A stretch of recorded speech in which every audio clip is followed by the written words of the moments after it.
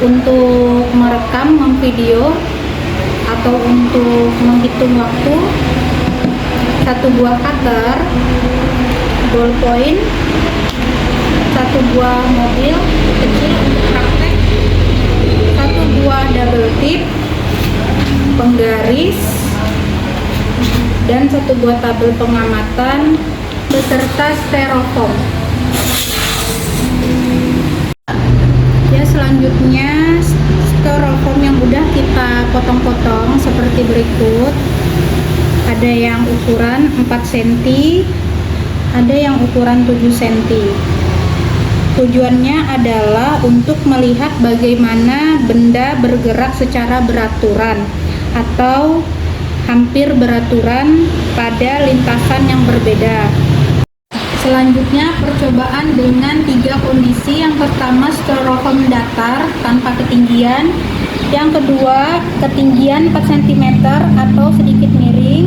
Yang ketiga, ketinggian 7 cm atau lebih miring. Percobaan pertama pada styrofoam tanpa ketinggian. Pada kondisi pertama, styrofoam diletakkan datar tanpa kemiringan karena tidak ada gaya gravitasi yang menarik benda ke satu arah. Benda bergerak dengan kecepatan yang hampir tetap, meskipun sedikit dipengaruhi gesekan.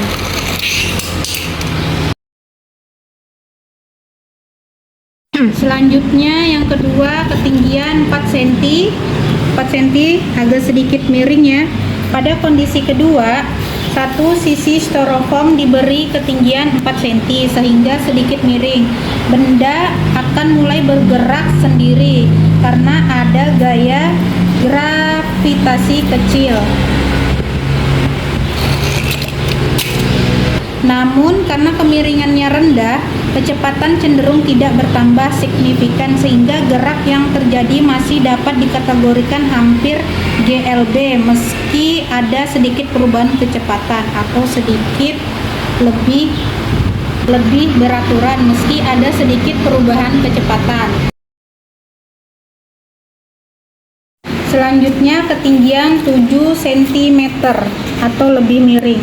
Pada kondisi ketiga, ketinggian dinaikkan menjadi 7 cm sehingga lintasan lebih miring. Benda memang akan bergerak lebih cepat, tetapi jika kemiringan tidak terlalu besar, kecepatannya bisa mencapai titik stabil setelah mulai bergerak. Pada kondisi ini, benda mungkin hanya mengalami kecepatan kecil di awal lalu bergerak hampir dengan kecepatan tetap sehingga tetap bisa digunakan untuk menunjukkan GLB atau gerakan lurus beraturan.